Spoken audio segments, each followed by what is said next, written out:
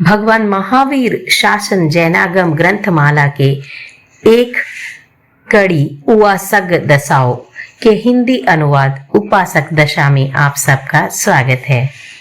आज का अध्याय 6 कुंडकौलिक। कुंडकौलिक कंपिलपुर नगर का एक समृद्ध गृहपति था। उसकी पत्नी का नाम पूषा था। एक बार श्रमण भगवान महावीर जनपद विहार करते हुए कंपिलपुर नगर में संवृषित हुए।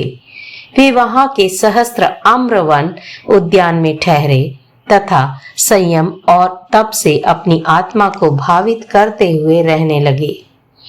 धर्मोपदेश सुनने के लिए नगरवासी उस उद्यान में एकत्रित होने लगे। राजा भी अपने परिवार के सदस्यों के साथ गया। कुंडकौलिक भी वहां उपस्थित था। भगवान ने धर्म कथा कही। वह उसको यानी कंपिलपुर के उस गृहपति कुंडकौलिक को भगवान की धर्म कथा बहुत ही प्रीतिकर और रुचिकर लगी।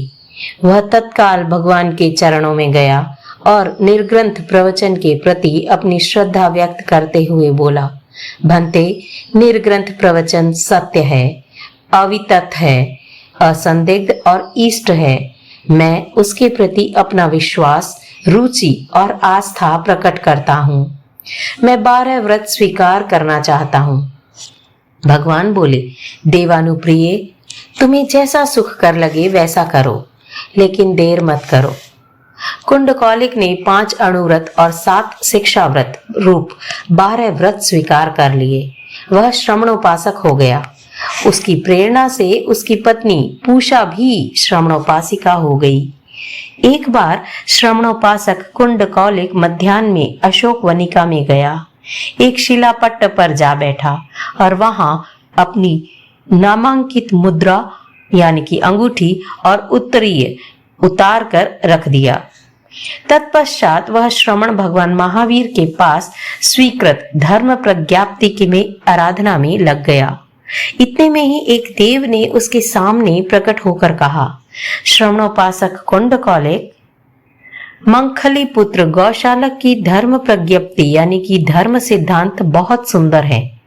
उसमें उत्थान, कर्म, बल, वीर्य, पुरस्कार और पराक्रम कुछ भी मान्य नहीं है।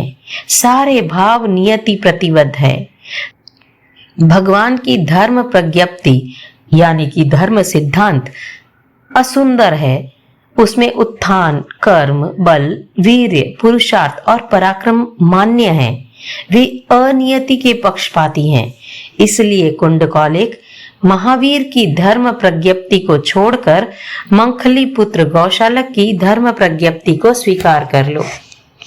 कुंडकौलिक ने देव की बात सुनी। प्रत्युत्तर देते हुए उसने कहा, देवानुप्रिय, यदि मंखली पुत्र गौशालक के धर्म सिद्धांत सुंदर और भगवान महावीर के धर्म सिद्धांत असुंदर है, तो बताओ, तुमने यह जो देव रिद्धि और देव द्युति प्राप्त की है, वह उत्थान, कर्म आदि के बिना प्राप्त की है या उत्थान, कर्म, बल, वीर्य से प्राप्त की है? देव बोला, यह सब मैंने अनुत्थान, अकर्म, अबल आदि से प्राप्त किया है। कुंडकौलिक ने कहा, देवानुप्रिय, यदि तुमने सब कुछ अनुत्थान और अकर्म से प्राप्त किया है, तो जिन जीवों के उत्थान, कर्म आदि नहीं है, वे फिर देव क्यों नहीं बने?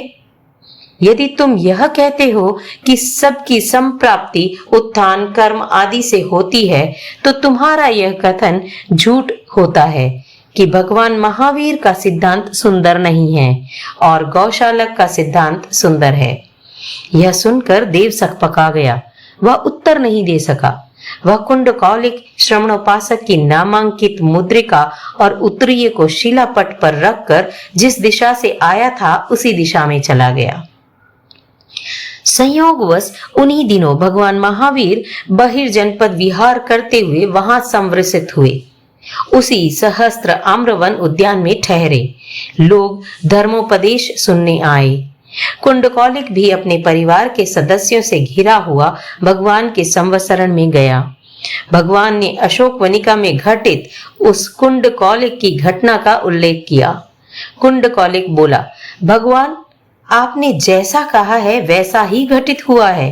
तत्पश्चात श्रमण भगवान महावीर ने श्रमणों को संबोधित करते हुए कहा, देखो गृहस्थ भी कितना सुयोग्य तत्ववेता हो सकता है।